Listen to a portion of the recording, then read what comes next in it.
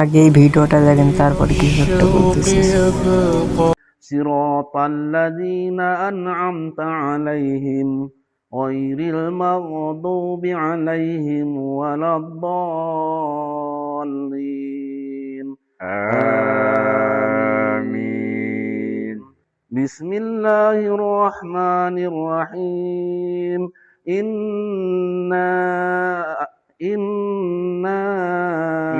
أنزلنا إنا أعطينا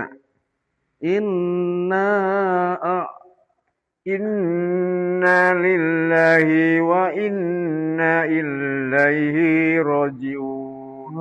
আসলে কি আর বলবো, ইমাম হয়তো অন্য কোনো সূরা ধরতে চেয়েছিল,